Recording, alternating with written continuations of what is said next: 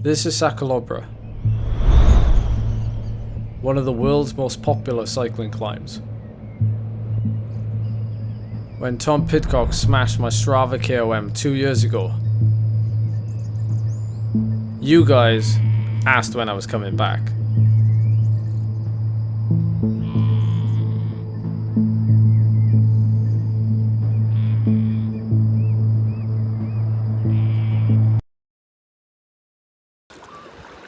Hello, welcome to the video.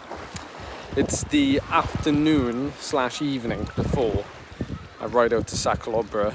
I'm out in the sea, just treating my legs to some salty, it's like Epsom salt, isn't it? You know, they say like salt bath is good for you.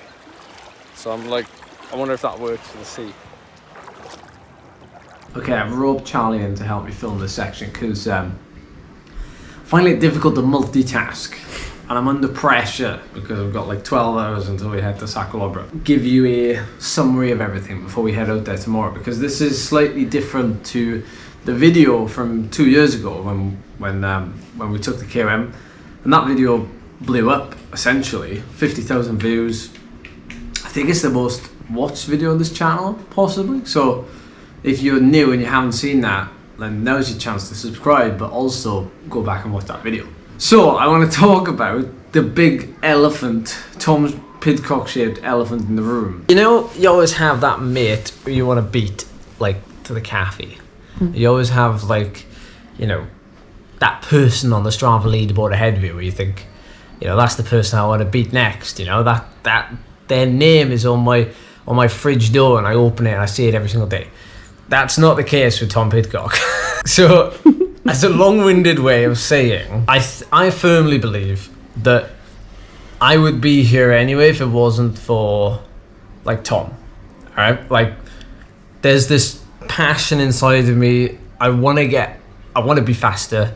I want to keep improving. And this is, the stars have aligned, and the training I've been putting in recently has led me to where we are now, where I've been able to get myself into shape where I think I can go faster on Sa Calobra, which I know sounds nuts because my personal best is 24 minutes 36 seconds. You know, Tom Pidcock's done 22:46, so that's 1 minute 50 seconds faster than me. But that's almost irrelevant. Like, you know, I think I could go faster, and I'm going to try and go faster. It doesn't matter if you're going for a sub 30 minute or sub 45 minute or sub 1 hour.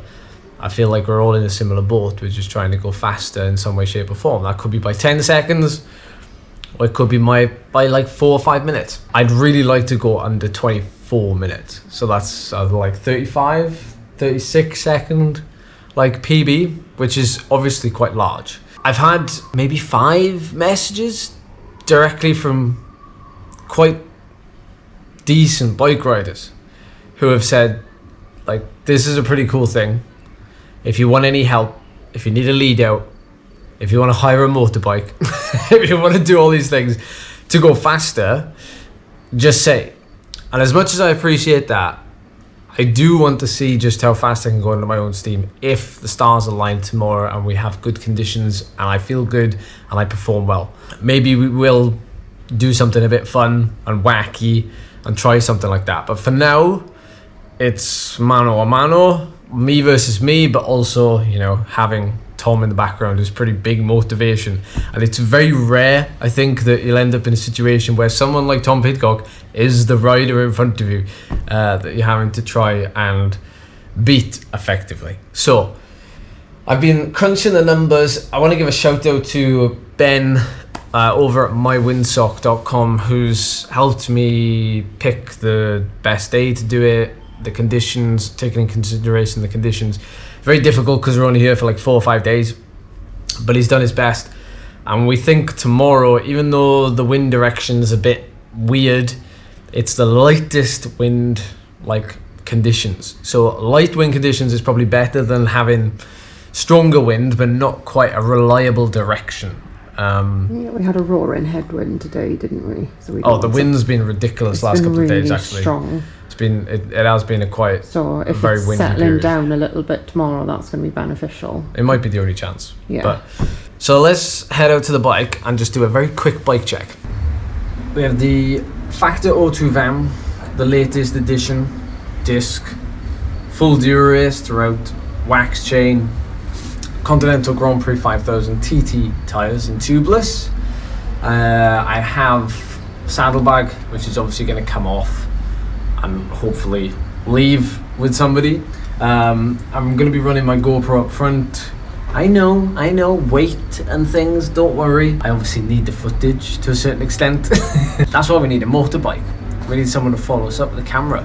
Maybe I should have contacted the people at the event and then they could have like followed me up with the camera. How cool would that have been? That would have been cool. Right, next time we're doing that. I've got the Wahoo Bolt version 2 up front, which will be tracking my every second. I am rocking my usual 4i Precision 3 plus power meter, left-sided only, and the 2833 black ink wheel set, which essentially is a climbing wheel set, but also has some aero advantages. In terms of gearing, it's a 5236 chainring, 1130 cassette. Many of you'll know the climb is 9.5 kilometers at about 7.5%. So there will be some sections where I'll probably be in the big chainring, but majority of the time small ring, and I would say halfway down the cassette for an optimally comfortable cadence of around 85 RPM is probably somewhere in that range. That's essentially it.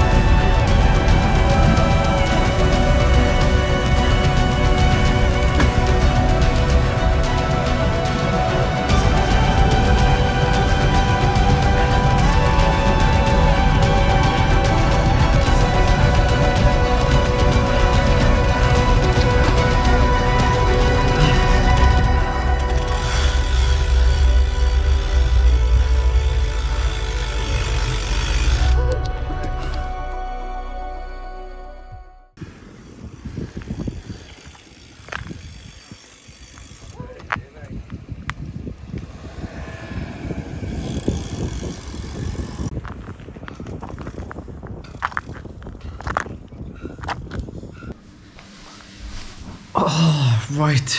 Moment of truth, folks. Done the effort, we've got back. And only one thing left to do now. And that's to see how we did. I've already had 1 or 2 messages from people saying, hurry up, upload the ride, I want to see it. While it's uploading, actually, I want to say, like, I was actually very surprised to see, like, a fair few people at the top of Sa Calobra. Yesterday, it turns out there was, like, some fire or something, like a couple 100 meters from the top. I was getting a little bit worried that they, like, shut the road or something, but thankfully, it was all good. But yeah, the guys at the top, for those of you that weren't able to wait there, because there was a swarm of bees around, of all things, and a couple of guys sacrificed themselves and got stung just to get the video of me coming over the top, so thank you. It was greatly appreciated. But we all know this feeling, right? That feeling of anticipation. You can share that anticipation with me. Oh, yes! What a PR! What a PR! The time to beat was 24:36, my personal best. I did 24:80.3 kilometers an hour faster, 10 watts more. So 388 watts average, 23.3 kilometers an hour. And yeah, it actually bumps me up a little bit further in second position. It was the gap to Anton in third was only 4 seconds, and now it's 22 seconds. So I'm really chuffed with that. I thought if I could get closer to 24 minutes, then yeah, I would be well chuffed. But totally awesome. I actually set some PRs, not just on the full segment, but on the last 6 kilometers of Sa Calobra. I've improved my time. The last kilometer of Sa Calobra, I've also improved my time. And that can only mean that I paced it pretty well. Because of the descent and I was a little bit cold at the bottom, I thought I'm just going to ride it to numbers and then I'll try and increase the power at the end where it's the steepest section. And in the end, I think that made the difference. So 388 watts at, I think I'm about 61 kilograms. So that's close to 6.4 watts per kilo. Wow, actually that last half of Sa Calobra is where I pretty much gained all of my time. I nearly went 1 kilometer an hour faster, 30 seconds faster, and 16 watts more. So I obviously didn't set off as hard, and I probably actually lost a couple of seconds in that first few kilometers. During the effort itself, I felt in control, which is kind of what you want to be able to feel. You only want to feel like you're really giving it like everything you've got in that last couple of maybe 5, 6, 7 minutes, when you want to feel like you're on the ragged edge. My power is fairly even throughout, but I definitely finished stronger than I started. And, you know, that worked out really well in the end because the speed was a lot higher at the bottom than it was at the top. To be honest, I couldn't have asked much more from myself today. So I couldn't be happier. That's it. Next stop, we are heading off to the Gran Fondo Ventoux in a couple of weeks' time. I hope you can stick around for that one, guys. That could be an incredible experience. I may even get a chance to have a stab at Mont Ventoux to Chalet Renard, or maybe all the way to the top. Who knows? But if you're new to the channel, please subscribe. Big thank you to everyone who came out to support today. Filming, photos, morale, those that came to say hello at the end. I appreciate you all. Thank you so much for watching, and I'll see you next time.